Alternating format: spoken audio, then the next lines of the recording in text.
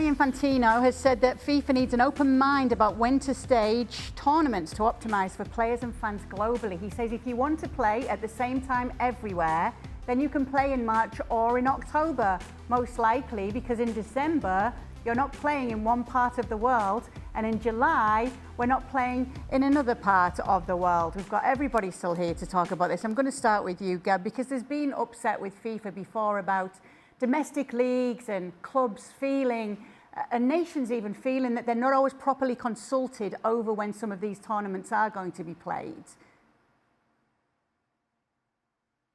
Yeah, and look, I think from his point of view, we are sort of playing whack-a-mole here, right? So he's saying, oh, look, traditionally we've played in the summer, June and July.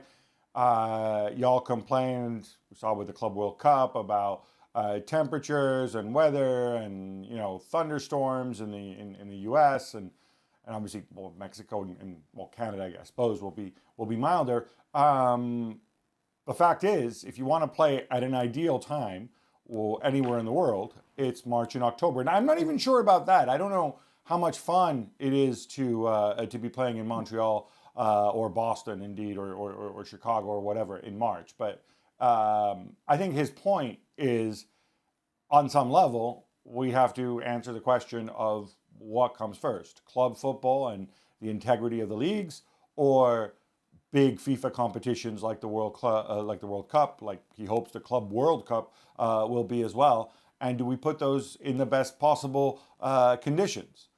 I think the answer for most of the world is no. The club game comes first. This is the grassroots. This is the lifeblood of the game. This is something that's been around way before the first World Cup in 1930. And so it's a non-starter. So I wouldn't get too bent out of shape over this. The risk, though, is that 211 voting nations in FIFA, and for many of them, domestically, the club game is far less important than the national team. That's not the case in Europe. Maybe that's not the case elsewhere. In some other places, but in a lot of places, that is the reality of it. So I think that's what's got people on edge. And now, oh look, FIFA are going to move the World Cup to March and October. It's not going to happen, and there's many reasons why it won't happen.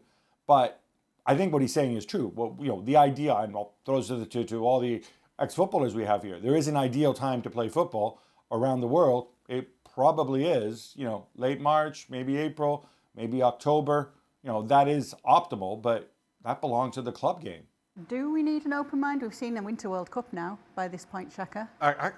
So for me, that's kind of the point that Infantino is making, that there has to be some flexibility in domestic calendars, that you can play in the summer months.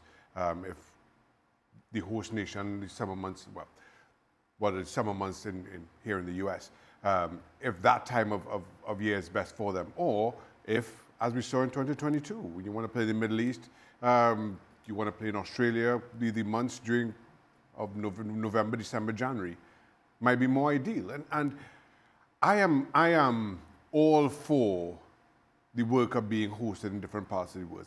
They're different. It's a little bit more nuanced. My thoughts about that are a little bit more nuanced and just everybody has a right to it. And as a result, you play in what are the best conditions for that host nation, whatever that host nation is. I don't understand this March, October thing unless we just kind of deciding we're going to have it 1 month every 4 years. No, have that flexibility. You're talking about being open-minded, but then have that flexibility to play it June, July, August, or November, December, January, and have the domestic calendars give them enough warning that they can plan around that. You're laughing, Alex. Go on, Jan. No, I'm just thinking, let's not turn into a weather channel. The Football World Cup is not a weather channel, when is the best sun and the best temperature and something. This is the Football World Cup, one of the best brands in the world. And to Gab's point, 100% with him. I mean, Infantino loves to bring out stories like this, but this is also a power battle. I mean, the clubs, very, very powerful. The leagues, very, very powerful. So he knows what he's doing here. But let's not turn this into oh yeah, I would love to have it in the morning, and us Europeans say, oh, we can't watch football in the middle of the night, and other parts of the world would say the same. I mean, this is the Football Club World Cup, and the football, the World Cup need to find their space in the calendar as well. Yes, I see your point, Shaka, that you can give them some time, but I mean, a normal footballer, they're different around the world, what they see, but I'm so afraid of the World Cup to don't fix something that don't need to be fixed. I mean, there's so many bright ideas, and what you see now, the Premier League will say, hey, listen, Premier League, can you stop for 2 months? Yeah, right, they will do that. Yeah, absolutely, Infantino. Well, great proposal. Yeah, and to Jan's point, fixing something that doesn't need to be fixed. Honestly, unless we're talking about the extreme temperatures in the Middle East, in Qatar, that sort of warrants the idea of playing a Winter World Cup instead of the regular Summer World Cup, I didn't know that there was an issue with the June-July period of time to play the World Cup. And mind you, this is a problem that you bring to yourself because you're choosing to play this World Cup in Qatar or Saudi Arabia or wherever it may be. Those are problems that you're creating for yourself. And why are you creating those problems for yourself? Oh, I wonder, wait, oh, money! So, look, I don't think that June, July should be a problem unless you make it a problem. And this is a problem that is brought about by FIFA on its own accord, creating an issue on its own. And now you want the rest of the world to accommodate you. And you want the world to change for you. I don't think that should be something that should be in play.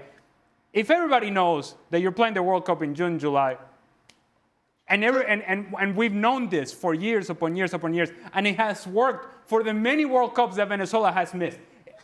For all of them, it has worked. Why change it now? To that point, Ali, well, yes, it's been this way since the World Cup started back in 1930, but to start with, it was hosted either South America or Europe. Now FIFA are trying to expand those venues or those host nations, which you saw in 2022. Saudi Arabia, are they carded to host the World Cup in was it 2034 or something? So you can't play that in Saudi Arabia in June. And I just said, if it is extreme temperatures like that, you can do the Winter World Cup.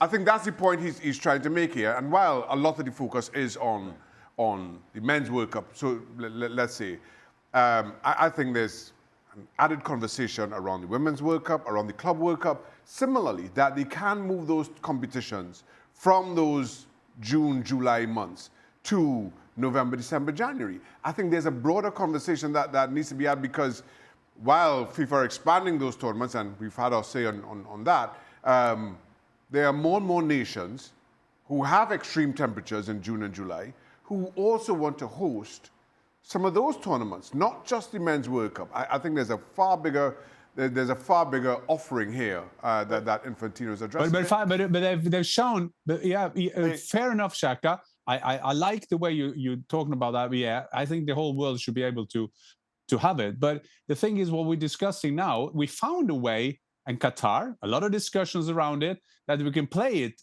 November, December, that there is a way. Now suddenly it's March and October.